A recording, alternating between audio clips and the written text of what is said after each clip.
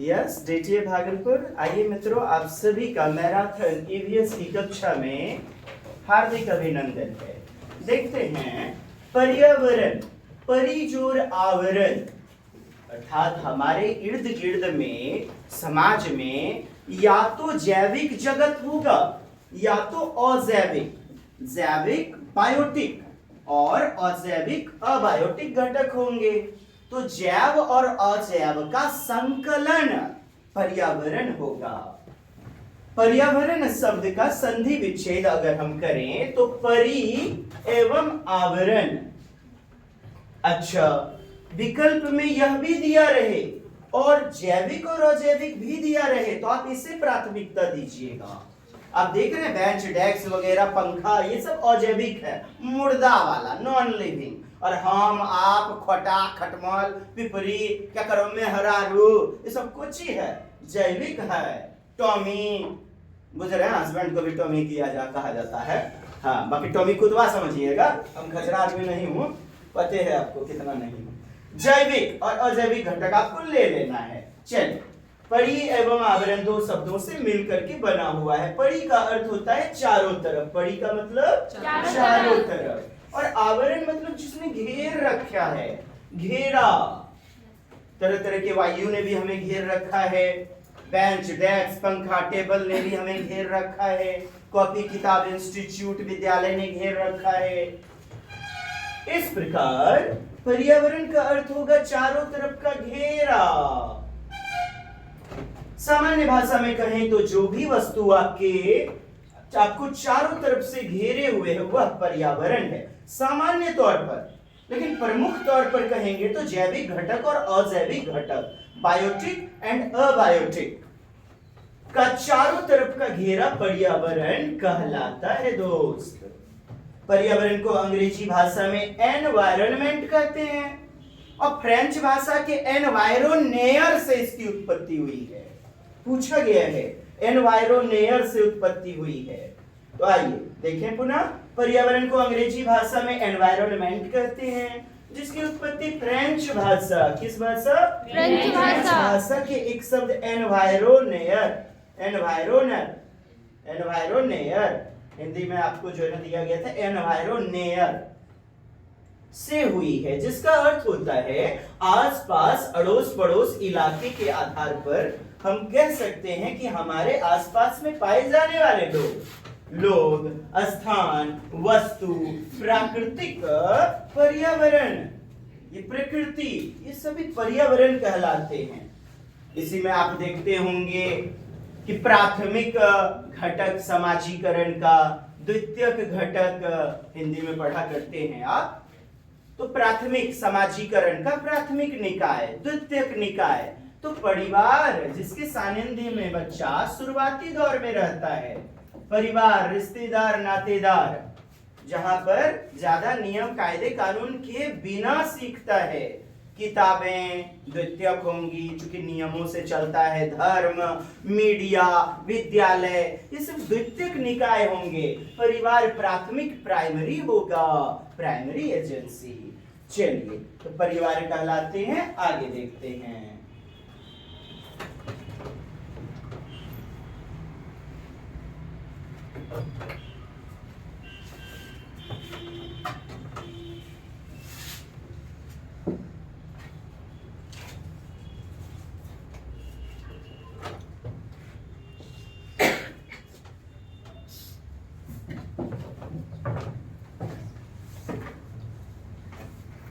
पर्यावरण अध्ययन की अवधारणा। पर्यावरण अध्ययन की अवधारणा बोले तो कॉन्सेप्ट एवं इसका स्कोप, फील्ड, क्षेत्र एवं परिचय, इंट्रोडक्शन। अच्छा, पाठ्य पुस्तक में आपने देखा होगा परिचय दिया रहता है शुरुआती दौर में। क्या दिया रहता है? शुरुआती दौर में परिचय। जैसे पाठ है हवा सभी जगह, तो देखा होगा लिखा रहता है कुछ भूमिका। बच्चों, आप सभी ने अपने इर्द गिर्द हवा को महसूस किया होगा। हमारे चारों ओर, हमारे चेहरे पर लगती हुई महसूस होती है, हवा दिखाई नहीं देती है। आओ एक क्रियाकलाप करके, गतिविधि करके सीखते हैं। एक गुब्बारा फुलाओ, दूसरे गुब्बारे को फुलाकर उसके समीपस्थ ले जाओ, एक में पिन चुभो दो। आपने क्या देखा, आपने क्या अवलोकन किया? चर्चा करते हैं, दूसरे गुब्बारा को झटका सा महसूस हुआ।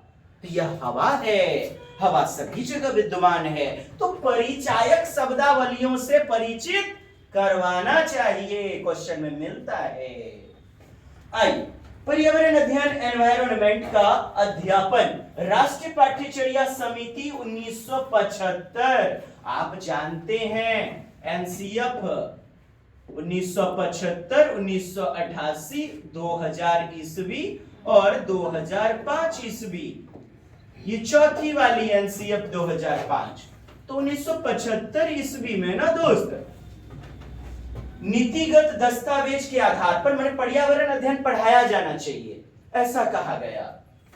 10 वर्षीय स्कूल के लिए पाठ्यक्रम, पहले जो सिस्टम हमारा था वो 10+2 सिस्टम चलता है, था ना? अभी ना आपका कितना 5+3+3+4 कर दिया गया है। 5+3+3+4 कर दिया गया है। उम्र 3 से 18 वर्ष। तो खैर आगे बढ़े। 10 वर्षीय स्कूल के लिए पाठ्यक्रम एक रूपरेखा अर्थात the curriculum for the 10-year school, a framework, वही नेशनल करिकुलम फ्रेमवर्क में सिफारिश की गई थी कि एकल विषय पर्यावरण अध्ययन प्राथमिक स्तर पर पढ़ाया जाना चाहिए। ठीक।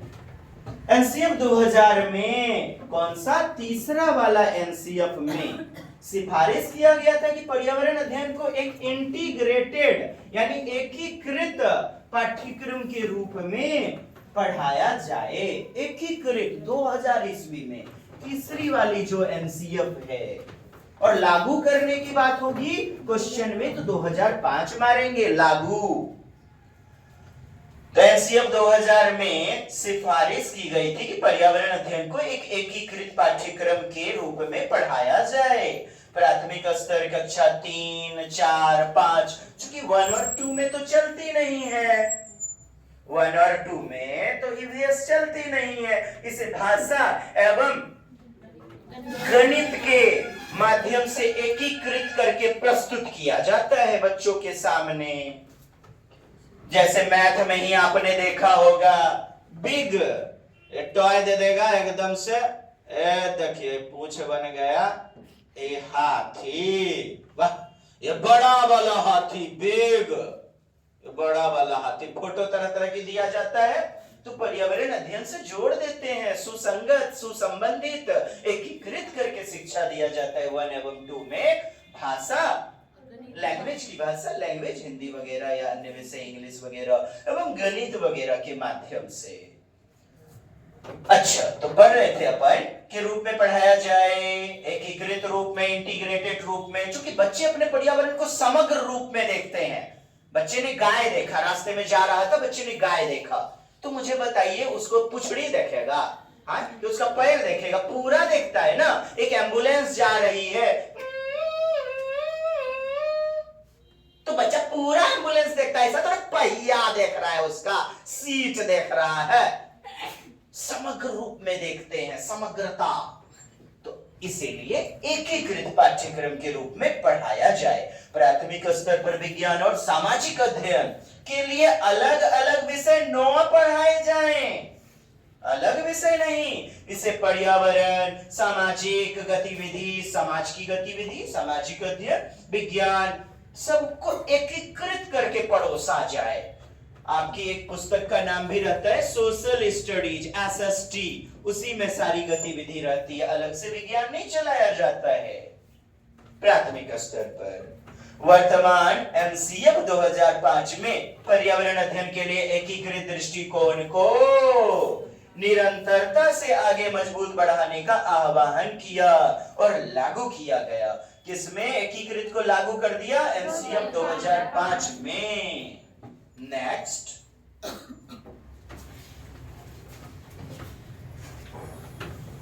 पर्यावरण अध्ययन की संकल्पना, NCF 2005, concept of environmental studies. बच्चों को प्राकृतिक सामाजिक और सांस्कृतिक वातावरण के बीच।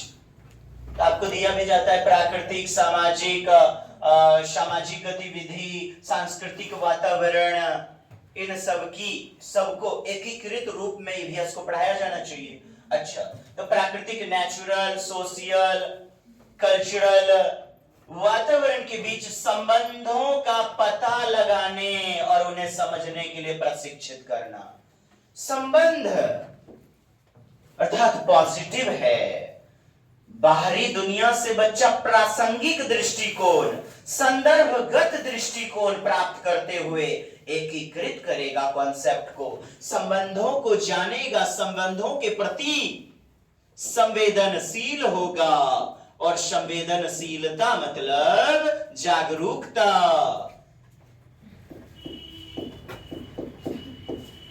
संवेदनशीलता, सेंसिटिवनेस अर्थात अवेयरनेस, संबंधों का पता लगाने, उन्हें समझने के लिए प्रशिक्षित करना। किसके प्रति? प्रकृति, सामाजिक वातावरण, सामाजिक धरोहर, लाल किला, बिल्डिंग, ताजमहल इत्यादि वातावरण, जल का संरक्षण होना चाहिए, पेड़ों को क्षति ना पहुंचाएं, ज्यादा से ज्यादा प्रदूषण ना फैले, इसके प्रति संवेदनशील होगा। इन संबंधों को बच्चा जानेगा, इन संबंधों को बच्चा उजागर करेगा। अवलोकन और चित्रों। अवलोकन, बच्चा नदी, तालाब, पोखर, वृक्षों, पशु पक्षियों को देखेगा, अवलोकन करेगा और अपने अवलोकन को किसी फाइल में या कॉपी में या पेज में रिकॉर्डिंग करेगा, दर्ज करेगा। चित्रों के आधार पर समझ विकसित करने के लिए अनुभव यानी प्री नॉलेज, बच्चे का जो पूर्व अधिगम है, पूर्व नॉलेज है, अनुभव के माध्यम से उनमें भौतिक, जैविक, सामाजिक और सांस्कृतिक पहलू की समझ प्राप्ति की ओर अग्रसर करना। कितना पॉजिटिव विकल्प है, आपके ऑप्शनों में लिया जाता है। बच्चों को सामाजिक घटनाओं के प्रति जिज्ञासु बनाने, क्या अवेयरनेस, क्या क्यूरियस, जिज्ञासा। आखिर जिज्ञासा होगा तभी तो जीन पियाजे का नन्हा अन्वेषक, खोजकर्ता, साइंटिस्ट, अन्वेषक मतलब बनेगा। जब मौलिक चिंतन करेगा, जिज्ञासा, जानने की इच्छा, तो बच्चा प्रश्न पूछेगा, अंतःक्रिया करेगा, शिक्षक से प्रश्न पूछेगा, शिक्षक प्रश्न पूछेंगे, एक दूसरे को जवाब, चर्चा में शामिल करेंगे, बहस में शामिल होगा बालक। जिज्ञासु बनाने हेतु संख्यात्मक क्षमता पैदा करने के लिए परिवार से शुरू, ये संख्यात्मक को के साथ साथ आप समझ लें गुणात्मक होता है, मुख्य रूप से गुणात्मक, क्वालिटेटिव। मात्रात्मक जहां आ जाए वहां कहिए गलत, क्योंकि बच्चे ने रट लिया, रटंत विद्या। क्वांटिटेटिव नॉट सही, क्वालिटेटिव सही, और दे दे किसी विकल्प में मात्रात्मक एवं गुणात्मक दोनों रूप में, तो बेहतरीन है, तो पॉजिटिव है। तो संख्यात्मक क्षमता पैदा करने के लिए परिवार से शुरुआत करता है। बिल्कुल, परिवार से ही तो बच्चे सामाजिक गतिविधि को सीखते हैं, पूरे संसार की समझ विकसित करते हैं और समझ विकसित करते हुए आगे बढ़ते हैं। पर्यावरण के मुद्दों के बारे में जागरूकता विकसित करना, ये देखिए कितनी बार ले लिया है उत्तर। क्या? पर्यावरण के मुद्दों के बारे में सरोकार उत्पन्न करना, पॉजिटिविटी, मुद्दों के बारे में सरोकारिता अर्थात अग्रसारिता, उनके प्रति रुझान, इंक्लाइनेशन, बारे में जागरूकता प्रदान करना। पर्यावरण अध्ययन के क्षेत्र, राष्ट्रीय पाठ्यचर्या रूपरेखा बोले तो नेशनल करिकुलम फ्रेमवर्क 2005, वही प्रोफेसर यशपाल महोदय की जो समिति थी, 38 विद्वानों का, भारतीय एवं अंतरराष्ट्रीय, राष्ट्रीय अंतरराष्ट्रीय, उनका एक पैनल बोर्ड बैठा हुआ था ना, जिसके अध्यक्ष प्रोफेसर यशपाल थे, जिसमें 5 मार्गदर्शक सिद्धांत भी दिया गया है। बच्चों के स्कूली जीवन को बाहर के जीवन से जोड़ने का समर्थन करती है, अर्थात बच्चे को भ्रमण पर ले जाइए, किताबी दुनिया को बाहरी दुनिया से जोड़िए, सुसंगतता, गैर संदर्भ गलत, संदर्भगत वातावरण होना चाहिए, प्रसंगानुकूलित, सही प्रसंग से जोड़ना, लेकिन गैर प्रसंगानुकूलित गलत, अनुरूपता सही, गैर अनुरूपी गलत। गैर अनुरूपी मतलब जो आइडेंटिकल न हो।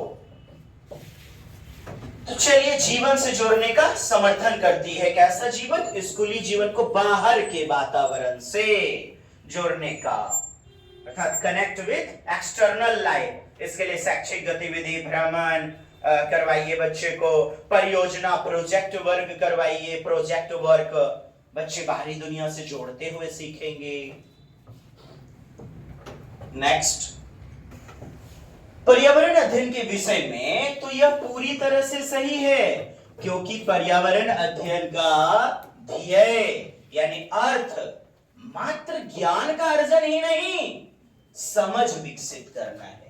ऐसा नहीं कि नंबर लेते आया, योगात्मक आकलन लिया जाता है आपसे। योगात्मक मुझे बताइए, सम नंबरों के आधार पर, समेटिव SA। आपके बच्चों का भी FA एग्जाम होता। मम्मा देखो ना, छलजी लुतीन दिया है, लुतीन FA एग्जाम होगा, FA1 FA2। फॉर्मेटिव सही, रचनात्मक आकलन, लेकिन समेटिव SA1 SA2 होता है ना। ठीक है, नंबरों के आधार को बढ़ावा देंगी ज्यादातर, रचनात्मकता इसमें भी आएगी। बट जब विकल्प चुनने के लिए बोल दे और योगात्मक दे आपको आकलन, तो आप कहिए गलत, क्योंकि उसके बगल में दमदार विकल्प मौजूद हैं।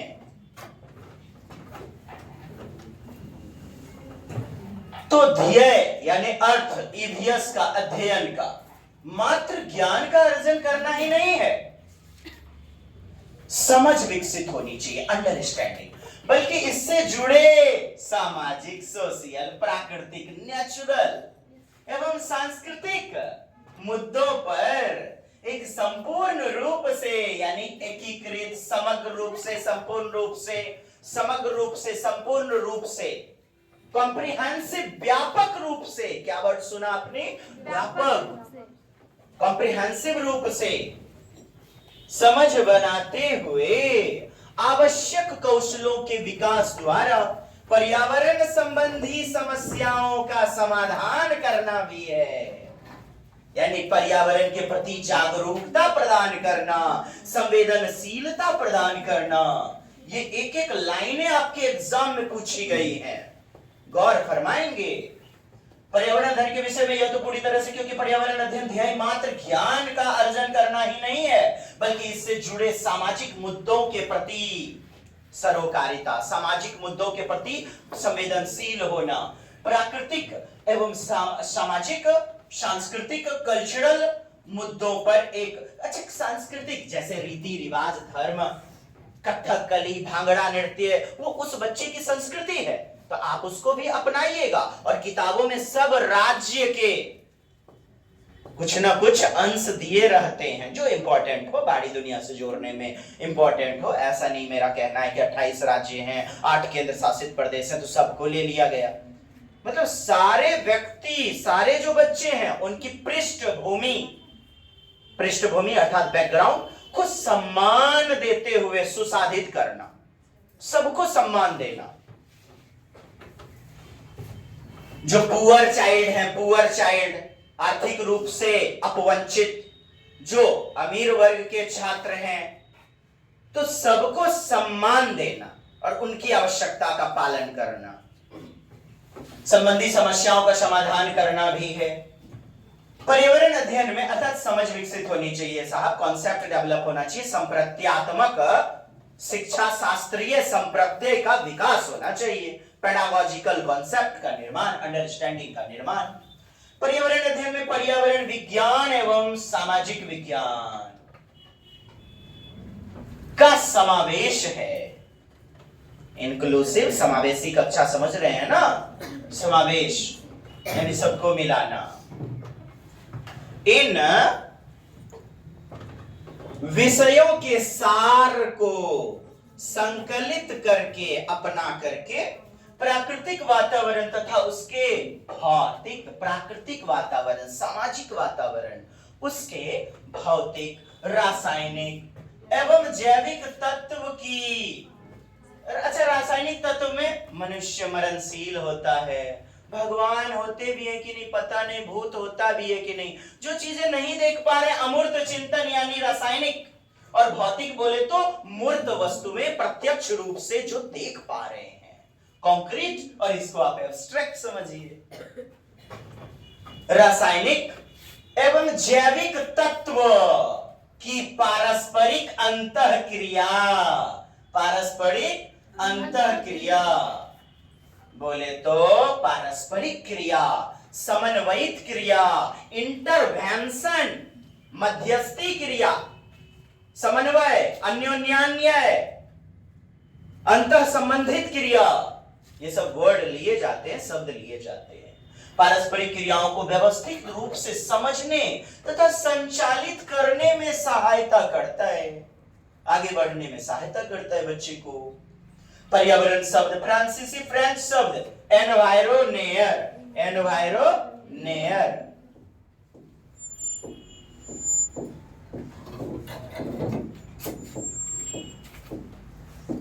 एनवायरोनेयर से लिया गया है, जिसका अर्थ है पूरा परिवेश, समग्र परिवेश। अभी हमने बताया कि बच्चे अपनी वातावरण पर्यावरण को समग्र रूप में देखते हैं, कॉम्प्रिहेंसिव, व्यापक। और मूल्यांकन एक आता है आपका, मूल्यांकन से प्रश्न, तो मूल्यांकन में भी कैसा मूल्यांकन? केवल पेपर पेंसिल टेस्ट, लिखित परीक्षा का आकलन, केवल मौखिक परीक्षा का आकलन? जी नहीं, हर क्षेत्र का आकलन, खेल कूद, ललित कला, निबंध, नुक्कड़ नाटक, क्विज कॉन्टेस्ट, प्रोजेक्ट वर्क और लिखित गतिविधि, सबका मूल्यांकन होना चाहिए, व्यापक, पूरा, समग्र। ठीक है, आगे पर्यावरण अध्ययन का महत्व एवं एकीकृत पर्यावरण बोले तो इंटीग्रेटेड एनवायरमेंटल स्टडीज। पर्यावरण अध्ययन अपने आप में अलग से कोई विषय नहीं है, इसके अंतर्गत अलग से कोई विषय है, ये हमारे समाज से जुड़ा हुआ विषय है, अपने आप में एकीकृत है। इसके अंतर्गत विभिन्न विषयों, सामाजिक अध्ययन, विज्ञान, पर्यावरण शिक्षा, सारी चीजें आती हैं। नेक्स्ट, की अवधारणाओं का उपयोग करते हुए प्राथमिक कक्षाओं में इसकी आधार यानी पृष्ठभूमि, आधारभूमि, पृष्ठभूमि, बैकग्राउंड तैयार की जाती है। प्रत्येक विषय के शिक्षण का अपना उद्देश्य होता है, पर्पस होता है, उद्देश्यपूर्ण अधिगम, अपना महत्व है प्रत्येक विषय का, एवं इससे विषय के सीखने की प्रक्रिया जुड़ी हुई है, कनेक्टेड है।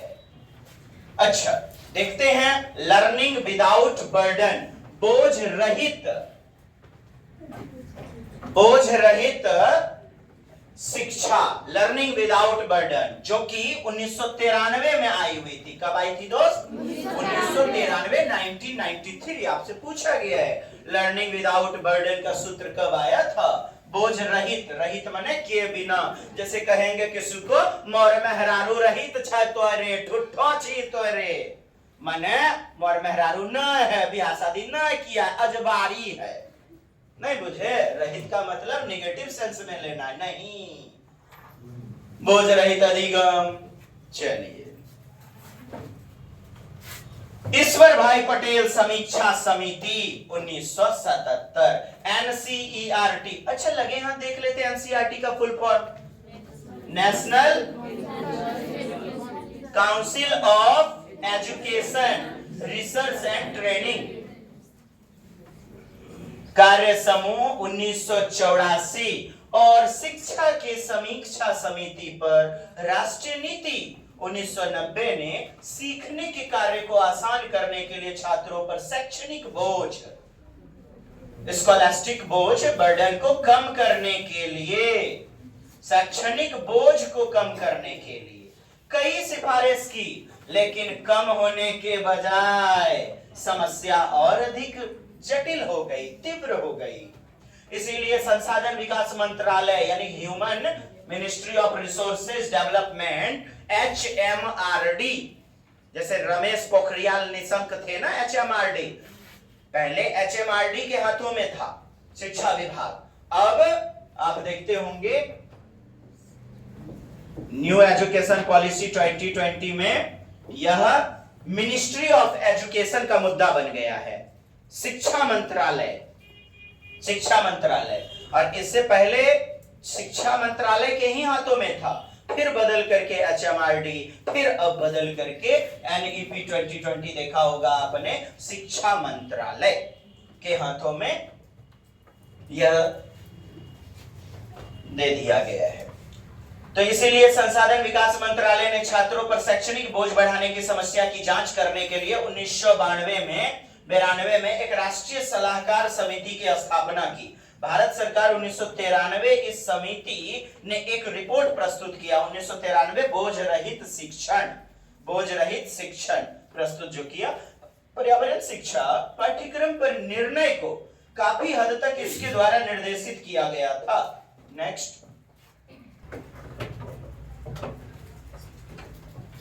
एकीकृत पर्यावरण अध्ययन, इंटीग्रेटेड ईवीएस। तो 1975 की जो कि नई शिक्षा, जो कि आपकी एनसीएफ 1975 पहला एनसीएफ का प्रयास था। राष्ट्रीय पाठ्यचर्या एनसीएफ 1975 में प्राथमिक कक्षाओं में पर्यावरण को एक अलग विषय के रूप में पढ़ाने की सिफारिश थी, बट ऐसा नहीं लागू किया गया था।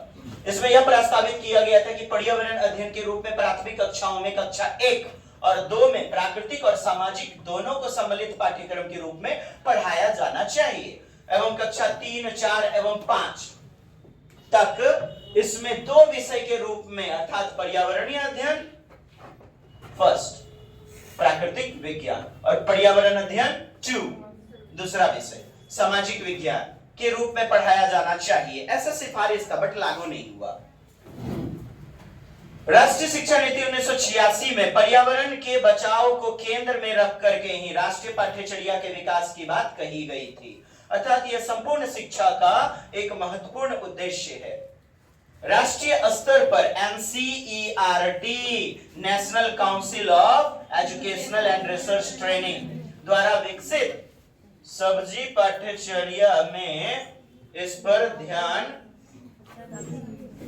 सभी पाठ्यचर्या में इस पर ध्यान देने पर विशेष बल दिया गया था। हमारी राष्ट्रीय पाठ्यचर्या की रूपरेखा ये देख रहे हैं, 1975 में पहला, दूसरा, 88, तीसरा, 2000, चौथा 2005, और अभी हमने देखा कि इसी में एकीकृत जो है सिफारिश हुआ, इसमें लागू हो गया था। इस बात को ध्यान में रखकर बनाई गई कि पर्यावरण की सुरक्षा महत्वपूर्ण है। जी नेक्स्ट, राष्ट्रीय शिक्षा नीति 1986, आप जानते हैं 1968 पहले शिक्षा नीति, दूसरी शिक्षा नीति 1986, और 86 के बाद 34 साल बाद नई शिक्षा नीति 2020 आई हुई है। तो ये दूसरी शिक्षा नीति 1986 तथा राष्ट्रीय पाठ्यचर्या की रूपरेखा 1988, एनसीएफ 1988 में भी पर्यावरण अध्ययन के बारे में उपयुक्त व्यवस्था को ही मंजूर किया गया था। एनसीएफ 2000, राष्ट्रीय पाठ्यचर्या की रूपरेखा 2000 ईस्वी वाली। तो एनसीएफ 2000 ने पहली बार सुझाव दिया कि विभिन्न विषयों के विचारों एवं अवधारणा, मतलब कॉन्सेप्ट को एकीकृत किया जाना चाहिए, किया जाए।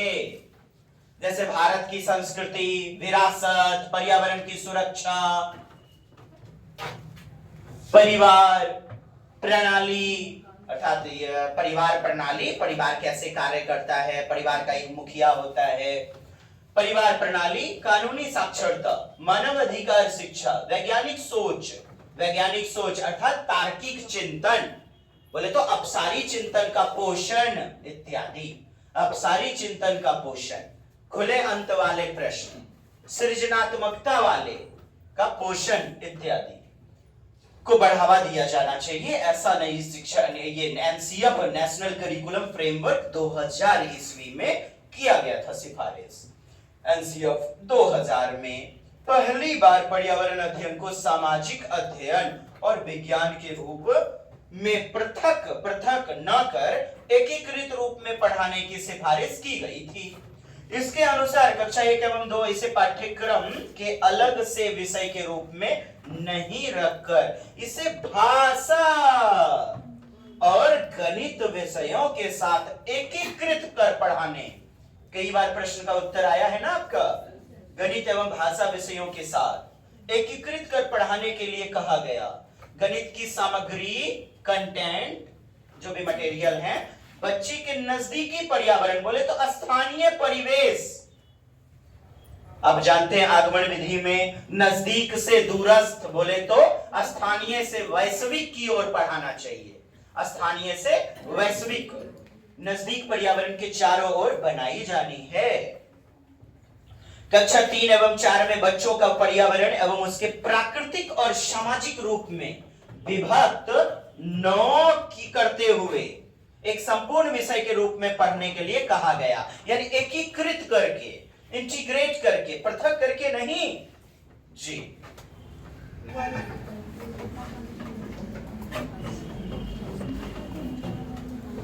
एनसीईआरटी द्वारा कक्षा 3, 5, 3, 4, 5 तक पर्यावरण अध्ययन के पाठ्यक्रम को एकीकृत स्वरूप प्रदान करने के लिए 6 विषयों, कितना थीम, 6 थीम की पहचान की, जिसमें बहुविषयकता, यानी कि बहुविषयकता, हर विषय को सुसाधित करने को बहुविषयी। अच्छा, एक शिक्षक को कैसे अध्यापन करना चाहिए, पढ़ाना चाहिए? बहु भाषिकता के आधार पर, बहु स्रोतों के आधार पर, बहु गतिविधियों के आधार पर। एक गतिविधि या एक रूपी गतिविधि, एक रूपता, यूनिनिमस, यूनिफॉर्मिटी नहीं, मल्टीफॉर्मिटी होनी चाहिए, मल्टी डिसिप्लिनरी होनी चाहिए, मल्टी डिसिप्लिनरी, बहु विभिन्नता को सुसाधित करते हुए बहुविषयकता को एकीकृत किया गया। इन्हें थीम या प्रकरण कहते हैं। प्रकरण, प्रकरण, प्रकरण, प्रकरण, प्रकरण। गलती हो गया, अच्छा अपना मैनेज कर लीजिएगा, हम बड़ा खचरा आदमी। टॉपिक, प्रकरण का इंग्लिश टॉपिक, प्रकरण कहा गया। देखते हैं, पर्यावरण अध्ययन एवं पर्यावरण शिक्षा।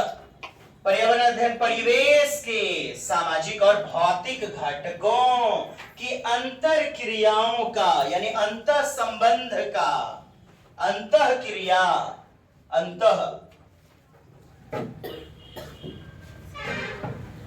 क्रियाओं का अध्ययन है।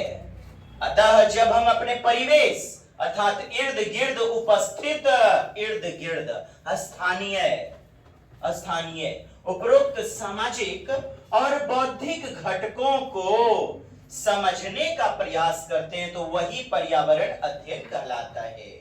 सामाजिक घटक, भाषा, समाज से सीखते हैं ना, मूल्य, नैतिक मूल्य, सांस्कृतिक मूल्य, धार्मिक मूल्य, रीति रिवाज वाले मूल्य, सौहार्दता, एकता, अखंडता, राष्ट्रीयता, बंधुत्वता, भाईचारा, समव्यस्की प्रयास, सहयोगात्मक शिक्षा, कोलैबोरेटिव, सहकारी अधिगम, ये सब क्या मूल्य ही तो है, वैल्यूज।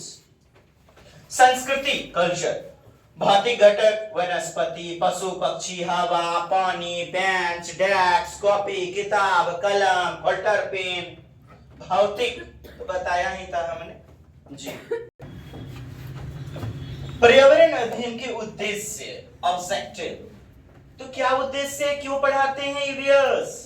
तो उनके वास्तविक संसार, प्राकृतिक एवं सामाजिक सांस्कृतिक पृष्ठभूमि से परिचित करवाने के लिए, परिचित करवाना, पर्यावरण का ज्ञान एवं समझ विकसित करना, संप्रति का निर्माण, अवधारणा का निर्माण, कॉन्सेप्ट का डेवलपमेंट, किसका? वास्तविक संसार, उनके सामाजिक संसार, प्राकृतिक दुनिया, सामाजिक सांस्कृतिक पृष्ठभूमि से परिचित करवाने के लिए करवाते हैं ईवीएस का स्टडी। यह है एम, ऑब्जेक्टिव, उद्देश्य। प्रकृति में पारस्परिक निर्भरता, पारस्परिक निर्भरता यानी अंतर संबंध, अन्योन्यान्य क्रिया, जैसे पशु से हमें लाभ होता है, हमसे पशुओं को लाभ होता है। एक गाय है, गाय से, गाय हमसे है, हम गाय से हैं। पर्यावरण, प्रकृति, कहा भी जाता है प्रकृति को बचाओ, आएगा भविष्य में बेहतर कल, नहीं तो पड़ जाएगा अकाल और सब चले जाएंगे विनाश लीला इन द काल। काल काल अब क्या मैं बोल देता हूं यार, खचरा आदमी वाला को। पारस्परिक कनेक्टिविटी, किसकी? प्रकृति की कनेक्टिविटी हमसे है, तथा संबंधों का अर्थात प्राकृतिक संबंध को उजागर करना, जानना, समझना। तो प्रकृति में, नेचर में पारस्परिक निर्भरता तथा संबंध का ज्ञान कराना तथा समाज का, ये समाजीकरण का विकास, क्या? समाजीकरण, सोशलाइजेशन का विकास करना। जैसे चोरी करना गंदी बात है, ये क्या है? समाजीकरण। जैसे नाक में उंगली नहीं देना चाहिए, ले ले ले ले लुतनी हपक ले, नहीं बेटा, रानी बिटिया दांत नहीं काटती है, थूक नहीं देती है। क्या हो गया? सोशलाइजेशन, समाज के द्वारा बनाया गया नियम, कायदे, कानून, मापदंड को सीख लेना, सिखा देना, समाजीकरण है। पर्यावरण से संबंधित विषयों को समझने में, पर्यावरण से संबंधित मुद्दों, नेचर से रिलेटेड इश्यूज, जैसे पानी इतना दोहन हो रहा है, जैसे पेट्रोल डीजल आदि, इसकी बचत करनी चाहिए। तो इन से संबंधित विषयों को समझने में उनकी सहायता करना, यह भी है उद्देश्य।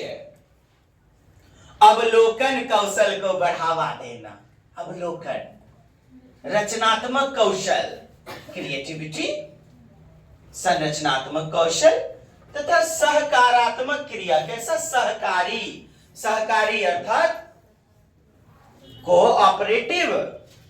कोऑपरेटिव सहकारी क्रिया को बढ़ावा देना। एक दूसरे से बच्चा जुड़ता है, क्या किया? कोऑपरेटिव, सहकारिता, एक दूसरे से वार्तालाप करना, कॉन्सेप्ट को समझना, एक टिफिन नहीं लाया है कोई मित्र, उनके साथ शेयर करना, सहकारी गतिविधि, और जहां मिले उधर ही ले लिया जाता है। सहकारी, और वाइगोत्स्की ने दिया भी है, सहकारी क्रियाओं को बढ़ावा देना। वह व्यक्ति समाज का है ही नहीं, वह पशु है। जो व्यक्ति एक दूसरे के सुख दुख में भाग नहीं लेता, पारस्परिकता की भूमिका नहीं निभाता।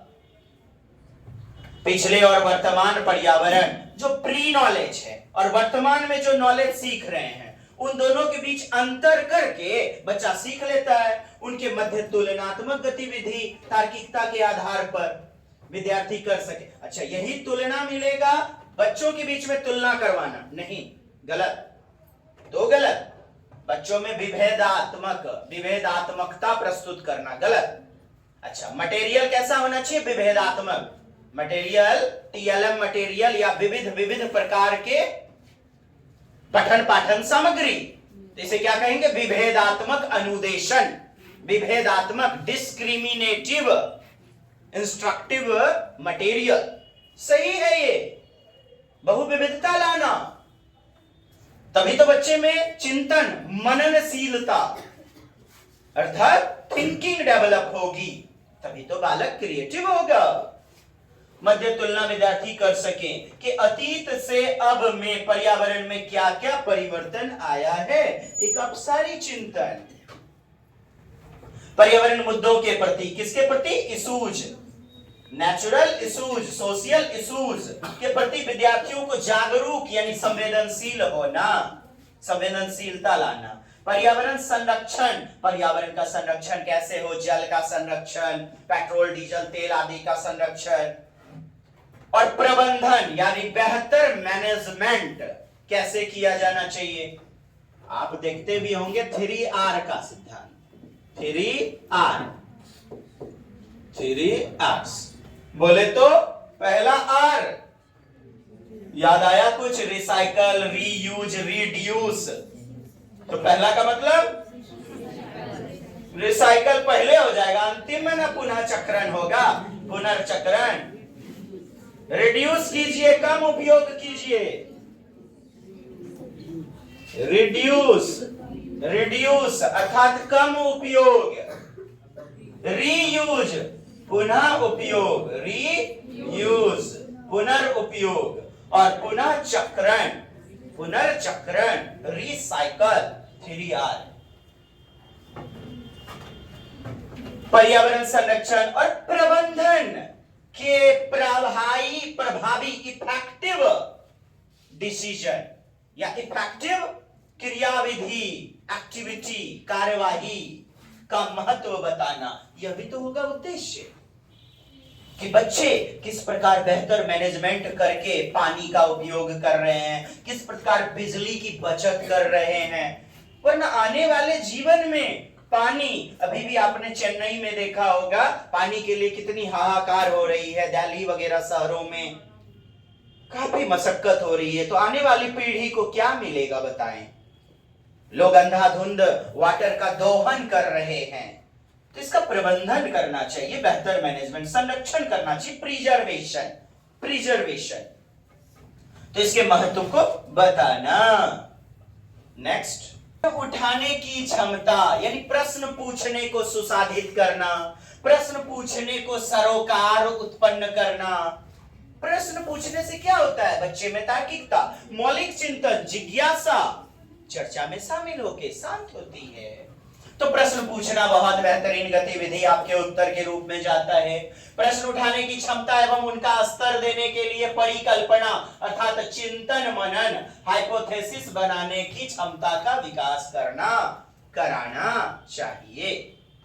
परिकल्पनाओं की जांच के लिए जांच के तरीके, परिकल्पना की जांच के तरीके, सोच, पानी एवं उन तरीकों को काम में लेने के लिए आवश्यक क्षमताओं का विकास करना। बोले तो तार्किक चिंतन को बढ़ावा देना, तार्किकता को बढ़ावा देना, ऐसी क्षमताओं का विकास करना। बच्चे की जहां स्व समझ हो, खुद की समझ डेवलप हो, निष्कर्ष निकालने एवं चिंतन की क्षमता का विकास करना। चिंतन, थिंकिंग, बच्चों को करके सीखने का, लर्निंग। अरे learning with doing, doing with learning, learning by doing करके सीखना, हस्तपरक गतिविधि। बच्चा जो है ना एकदम से गांधी जी का टोपी खुद से बनाएगा। बच्चा जो है सिकिया बटरफ्लाई के पूंछड़ी में रस्सी बांध देगा। बच्चा जो है बोर्ड है इलेक्ट्रिक का, उसमें उंगली देके सोचेगा। कोई गैस स्टोव है, घुरकते घुरकते जाएगा, उसको छू लेगा।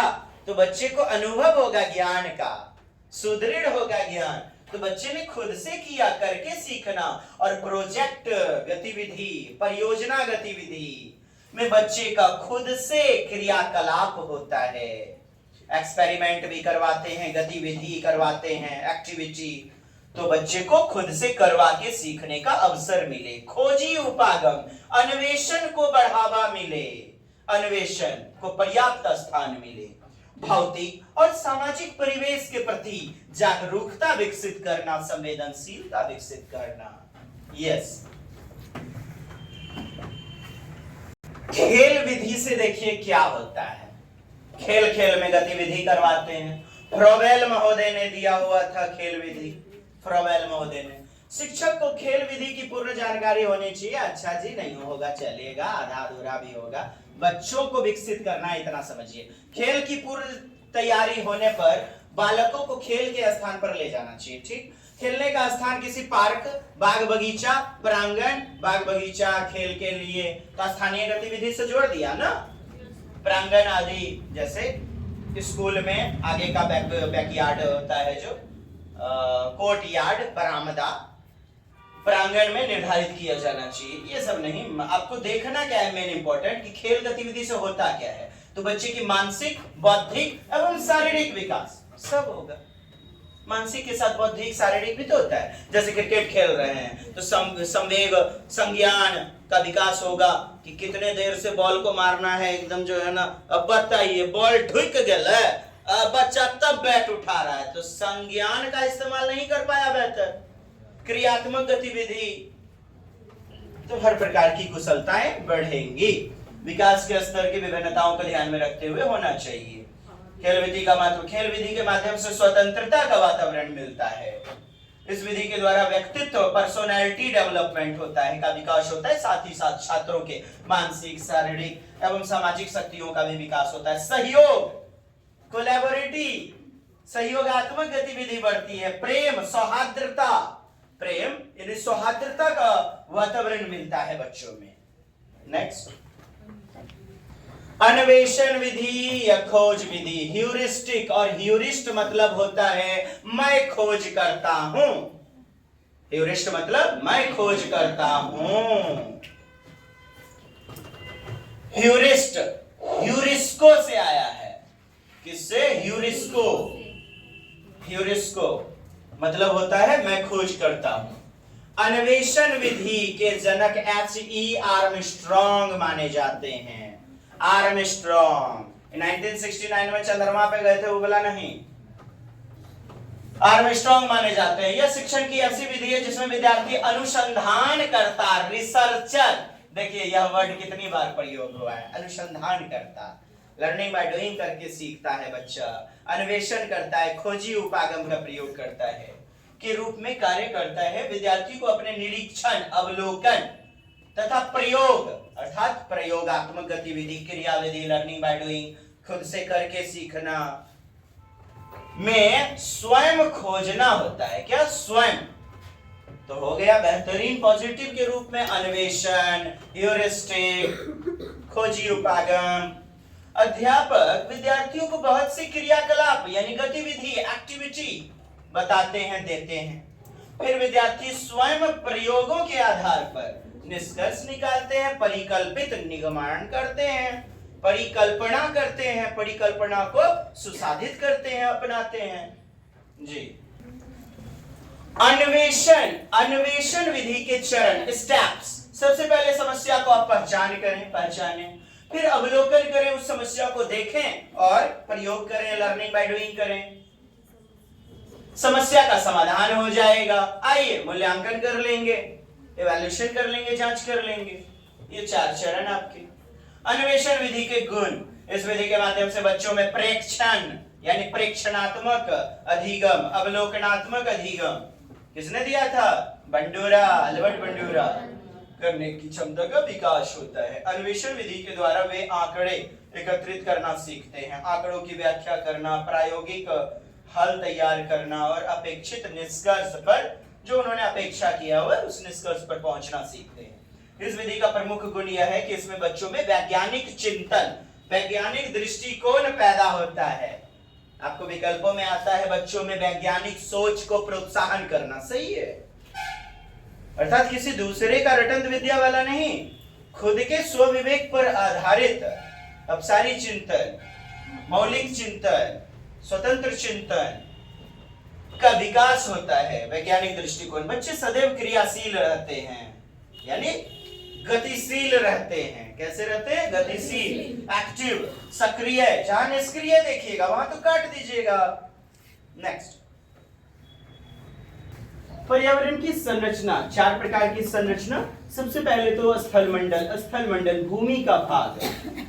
यह मंडल मृदा की पतली परत से ढका हुआ है। इस मंडल में पर्वत, पठार, मैदान, घाटी आदि पाए जाते हैं। पृथ्वी के ठोस वाले ऊपरी परत या भूप्रपर्टी या प्रपर्टी को स्थल मंडल कहते हैं, लिथोस्फीयर। पृथ्वी की लगभग 1/3 यानी 29% भाग, 1/3, 1/3 भाग स्थल मंडल है। यह मंडल शैल यानी चट्टान, पर्वत पर खनिजों से निर्मित है। नेक्स्ट, प्रपर्टी, ऊपरी जो है ना परत जो है वो प्रपर्टी। स्थल मंडल, लिथोस्फीयर। मेंटल, क्रोड, मेंटल, सीमा, सीमा यानी कि सीमे, बोले तो सियाल, ये सिलिकॉन और प्लस से मैग्नीशियम। क्रोड, बाह्य कोड, ये आंतरिक कोड, ये बीच वाला भाग जो है आपका यही ना होगा। इधर क्यों नहीं? इधर तो पानी ही तो है, रहने लायक इतना ही तो है, रहने लायक यानी 1/3, 29% ही तो जमीन है, बाकी तो जल मंडलों के रूप में है। जल मंडल जल सभी जीवों के लिए आवश्यक है, जल से ही बादलों का निर्माण होता है। अब देख रहे हैं हाइड्रोस्फीयर, तो बादलों का निर्माण वर्षा होती है। पृथ्वी पर पाए जाने वाले जल के क्षेत्र को जलमंडल कहते हैं। महासागर, झील, नदियां एवं अन्य जलाशयों सम्मिलित रूप से जलमंडल का निर्माण करते हैं। ठीक, अच्छा, सर्वाधिक जो है ना पानी वो हिमनदों से ही, ग्लेशियर से ही आता है। सर्वाधिक पानी नदी, तालाब, पौंड, इन सब से नहीं। प्रश्न पूछा गया है आपका। वायुमंडल, एटमॉस्फेयर, वायु का आवरण जो पृथ्वी के चारों ओर से घेरे रहता है, पृथ्वी को चारों ओर से घेरे रहता है, वायुमंडल कहलाता है। वायुमंडल की ऊपरी परत के अध्ययन को वायुर्विज्ञान, एयरोलॉजी, और निचली परत के अध्ययन को ऋतु विज्ञान, मेटेरोलॉजी कहते हैं। वायुमंडल में नाइट्रोजन 78%, गैस सर्वाधिक मात्रा में है। इसके अलावा ऑक्सीजन 20.99%, बोले तो 21%, ऑर्गन 0.93%, कार्बन डाइऑक्साइड 0.03% से 0.04%।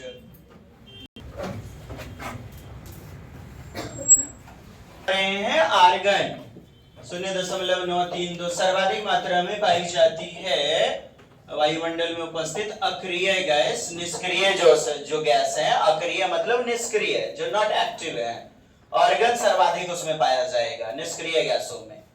अक्रिय गैसें नियॉन, हीलियम, क्रिप्टॉन, जेनॉन एवं ओजोन। वायुमंडल में CO के सांद्रण में वृद्धि होने से हरित गृह प्रभाव, ग्रीन हाउस इफेक्ट में वृद्धि होती है। क्या है ग्रीन हाउस गृह, हरित गृह प्रभाव? ये हमारी पृथ्वी क्या है, हरा ग्रह है, रहने लायक जो है ना उपयुक्त दशा है इस पे। तो इसको जो इफेक्ट डालेगा उन गैसों को हम हरित ग्रह प्रभाव गैस कहेंगे, जो क्षति पहुंचाएगा, प्रभावित करेगा, इफेक्ट डालेगा। CO का मतलब होता है कार्बन मोनोऑक्साइड, कार्बन मोनोऑक्साइड। अच्छा, ज्ञात में है कि क्योटो प्रोटोकॉल 1997 ईस्वी में, क्योटो प्रोटोकॉल कब हुआ था? 1997 के द्वारा इसकी मात्रा में कमी किए जाने के बारे में, किसकी मात्रा, यानी हरित ग्रह में जो प्रभाव पड़ रहा है तो उसको कैसे हम दूर करें, इसके ऊपर वैश्विक सहमति क्योटो प्रोटोकॉल 1997 में बना था। ओजोन O3 गैस, O3 सूर्य से निकलने वाली हानिकारक परावैंगनी किरणों के अवशोषण गुण के कारण यह अति महत्वपूर्ण है। कौन? Ozone gas. ओजोन जो भी सूर्य का प्रकाश से डायरेक्ट हमारे शरीर पर आएगा यदि, तो स्किन डिजीज होगा, तरह तरह की बीमारियां फैलेंगी। तो छाननी का काम करता है, सीविंग का, छानने का काम करता है ओजोन गैस से। यह पृथ्वी की सतह से 15 से 60 किलोमीटर की ऊंचाई के बीच पाई जाती है ओजोन गैस से। ओजोन परत फट गया, जैसे अफ्रीका वगैरह में लोग एकदम करिया मुस्टुंडा मिलत रहे, ज्यादातर फ्रीज। अच्छा, ओजोन परत किरणें ultraviolet rays UV light का अवशोषण करती है। वर्तमान में क्लोरोफ्लोरोकार्बन CFC गैस, क्या? CFC क्लोरोफ्लोरोकार्बन, फुल फॉर्म याद रखें। हैलोजन और हाइड्रोकार्बन गैसों के कारण ओजोन परत का क्षय हो रहा है, नुकसान हो रहा है, ओजोन परत की झिल्ली फटती जा रही है। हाइड्रोकार्बन, हैलोजन, क्लोरोफ्लोरोकार्बन CFC क्षय हो रहा है, जिससे ऑस्ट्रेलिया के पास ओजोन छिद्र की समस्या उत्पन्न हो गई है। इसके कारण त्वचा कैंसर, स्किन डिजीज जैसे रोग हो रहे हैं। सुपरसोनिक जेट विमान, इलेक्ट्रॉनिक, निकली हुई nitrogen oxide N2O, nitrogen oxide, nitrogen oxide सही है ना हो, और एयर कंडीशनर, रेफ्रिजरेटर दाढ़ी का शेविंग क्रीम जो होता है, एसी एयर कंडीशनर, फ्रिज, उन सब से निकलती है कौन सी गैसें? सीएफसी, क्लोरोफ्लोरोकार्बन गैसें, निःसृत क्लोरोफ्लोरोकार्बन इसकी परत को काफी क्षति पहुंचा रही है। तो ये गैस कहां कहां से हमारे धरती पर मुख्य रूप से निकलती है, तो ये भी चीजें याद रखें। स्मरणीय हो कि ओजोन परत के क्षरण को बचाने के लिए 1987 मॉन्ट्रियल प्रोटोकॉल पर सहमति बनी। ये मॉन्ट्रियल प्रोटोकॉल, नेक्स्ट, तो 1987 ईस्वी में मॉन्ट्रियल प्रोटोकॉल जो कि ओजोन परत के क्षरण से बचाने के लिए था, ओजोन परत। उधर आपने देखा क्योटो प्रोटोकॉल 1997, ग्रीन हरित प्रभाव को रोकने के लिए।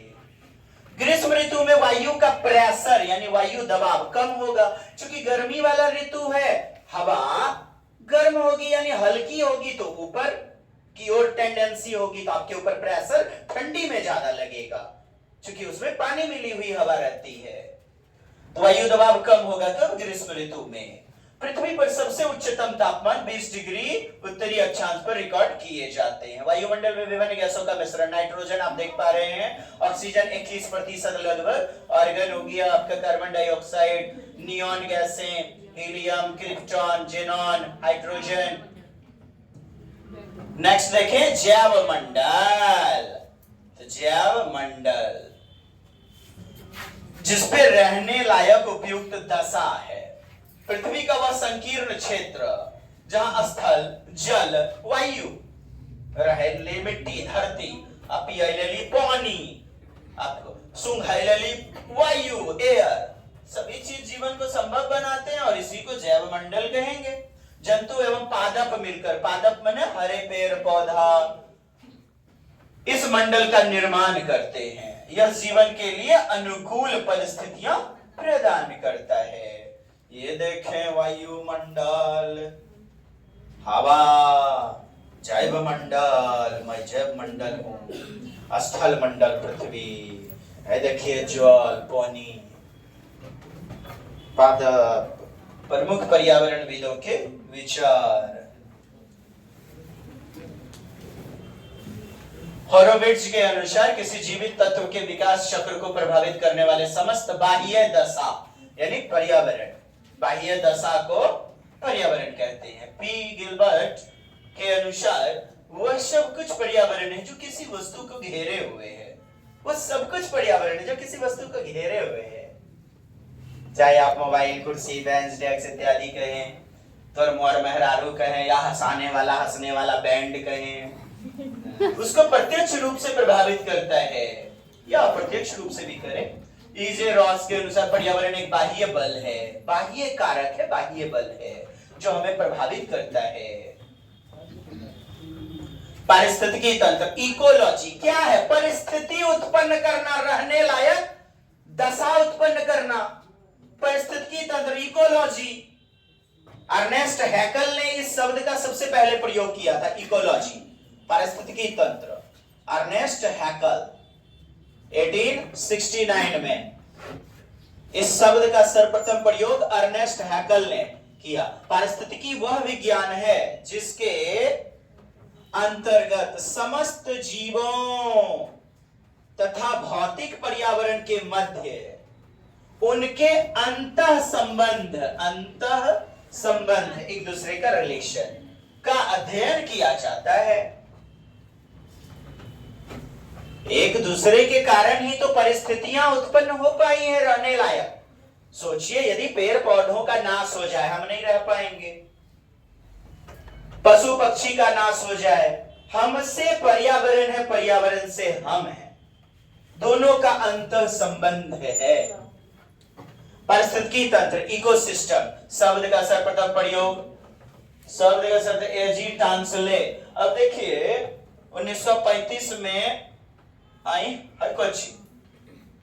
देखिए शब्द, एक व्यक्ति हैं, उन्होंने शब्द का प्रयोग किया सबसे पहले और एक व्यक्ति ने परिभाषा दिया हुआ था। तो 1935 में टांसले ने शब्द दिया और उधर जो था आपका अर्नेस्ट हैकल, तो उन्होंने परिभाषा दिया था। परिभाषा दिया था, याद रख लेंगे और कृपया सुधार लेंगे। पारिस्थितिकी तंत्र भौतिक तंत्र का एक विशेष प्रकार का सिस्टम होता है, भौतिक तंत्र का। अरे उधर चल जा। इसकी रचना जैविक तथा अजैविक, जैविक बायोटिक एंड एबायोटिक संगठनों से होती है, या खुला तंत्र होता है। पारिस्थितिकी तंत्र या परितंत्र, परितंत्र। पारिस्थितिकी तंत्र वह तंत्र है जिसमें समस्त जीवधारी आपस में एक दूसरे के साथ तथा पर्यावरण के उन सभी भौतिक रासायनिक कारकों के साथ परस्पर अंतःक्रिया करते हैं, जिसमें वे रहते हैं। सर्वप्रथम 1935 में एजी टैंसले ने पारिस्थितिकी तंत्र का विचारधारा को प्रतिपादित किया रखा। पारिस्थितिकी तंत्र के अध्ययन को पारिस्थितिकी कहते हैं। पारिस्थितिकी का अंग्रेजी शब्द पारिस्थितिकी बोले तो इकोलॉजी, इकोलॉजी। नेक्स्ट बढ़ते हैं। पारिस्थितिकी तंत्र प्रकृति की क्रियात्मक इकाई होती है। इकोलॉजी के तो प्रकृति की क्रियात्मक इकाई पूछा गया है कई बार आपसे। फंक्शनल यूनिट होता है, क्रियात्मक इकाई होती है। पारिस्थितिकी तंत्र छोटा भी हो सकता है और बड़ा भी हो सकता है, यह अस्थायी भी हो सकता है और अस्थायी भी हो सकता है। पारिस्थितिकी तंत्र रहने युक्त जो है ना दशा, सिचुएशन, माहौल, वातावरण, यह प्राकृतिक भी हो सकता है और कृत्रिम। जैसे आप देखिए कहाँ का जी, अरे नाम लीजिए ना, कलकत्ता, पश्चिम बंगाल। पश्चिम बंगाल में कौन सा वो डेल्टा, सुंदरबन डेल्टा। तो वो क्या किस मतलब कृत्रिम है कि प्राकृतिक है? प्राकृतिक है। तो प्राकृतिक जो है ना जीवों के लिए रहने युक्त दशा, वातावरण का निर्माण किया, तो प्राकृतिक भी हो सकता है, कृत्रिम भी हो सकता है। जैसे एक्वेरियम आप बनाते हैं, एक्वेरियम ये मानवों के द्वारा निर्मित है, मैन मेड है। कई छोटी छोटी इकाइयों में वर्गीकृत होता है, जैसे स्वच्छ जलीय पारिस्थितिकी तंत्र। कैसा? जलीय पारिस्थितिकी तंत्र, समुद्री पारिस्थितिकी तंत्र, वनीय पारिस्थितिकी तंत्र, वनों से संबंधित, वनों के बीच में माहौल पैदा करना, रहने लायक जीवन पैदा करना। मरुस्थलीय पारितंत्र, थार मरुस्थल जैसे मरुस्थलों में भी। उष्णकटिबंधीय पारितंत्र सर्वाधिक उत्पादक पारितंत्र माना जाता है। उष्णकटिबंधीय पारितंत्र सर्वाधिक उत्पादक, क्योंकि पेड़ पौधा वगैरह सर्वाधिक उपजते हैं।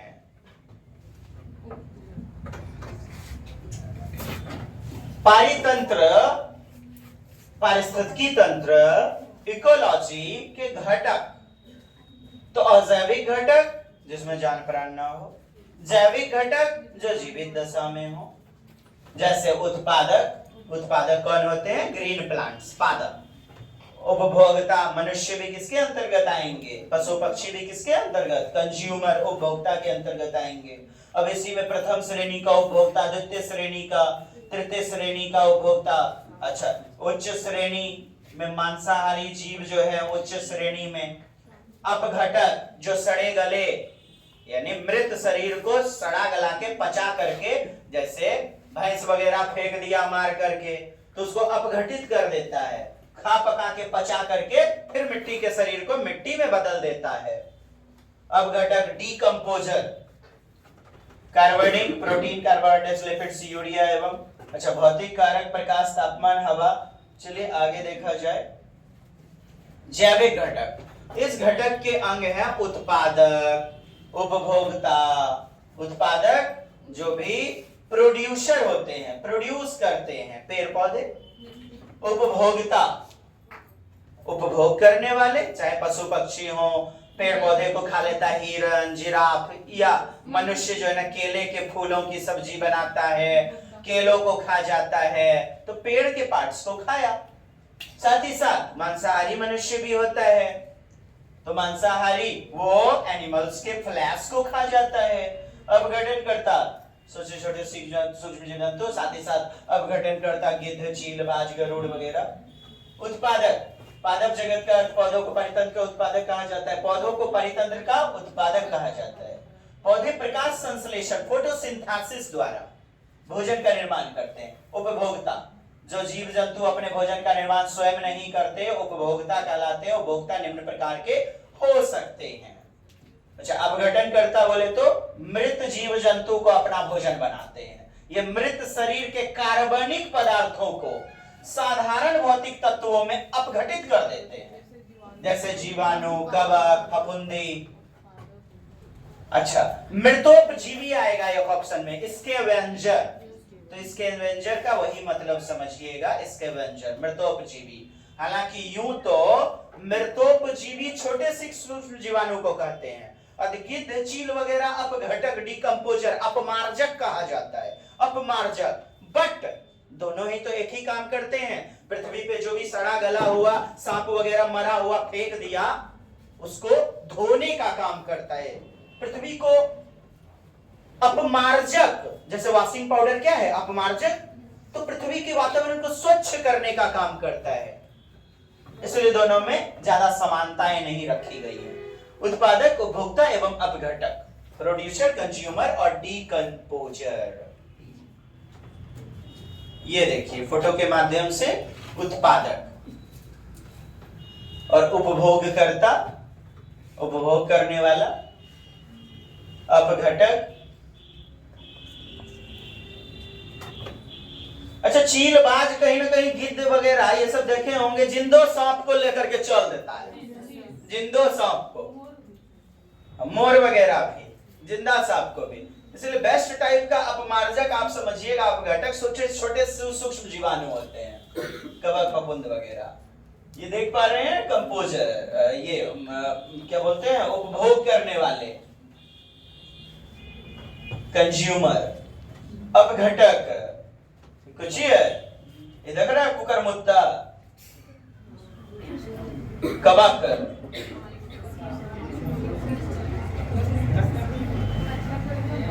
कटैया तार है कि अच्छा कोरोना का है, इतना नॉलेज हो गया। उपभोक्ता कुछ ये रहे हैं, जैसे चरने वाले पशु पक्षी, गाय भैंस बकरी। द्वितीय उपभोक्ता, वो उपभोक्ता जो पोषण के लिए साग सब्जी अन्य प्राणी पर निर्भर रहेगा, जैसे सांप, भेड़िया। तृतीय उपभोक्ता शीर्ष मांस भक्षी। तृतीय उपभोक्ता जो एक होता है ओमनीवोरस, एक हर्बीवोरस और कार्निवोरस। कार्निवोरस मतलब मांसाहारी, और ओमनीवोरस सर्वाहारी, और हर्बीवोरस हर्ब्स को खाता है, साग सब्जी, तो शाकाहारी। द्वितीय उपभोक्ता शीर्ष मांस भक्षी। इसमें उपभोक्ता आते हैं जो प्राथमिक एवं द्वितीय उपभोक्ता को अपना आहार बना लेते हैं, बोले तो सर्वाहारी, प्राथमिक को भी और द्वितीय को भी। शेर, बाघ आदि। मतलब आपके प्रश्न दे दिए जाते हैं और उसमें आपको देखना होता है कि उच्च चरण में कौन होगा। उच्च चरण में जैसे एक क्वेश्चन है, उसमें मोर, मोर उच्च चरण में दिखाया गया, मोर, क्योंकि मोर ना जो सांप यानी मांसाहारी भी है और साथ ही साथ वह शाकाहारी भी है, ओमनीवोरस है, तो उच्च चरण का उपभोक्ता।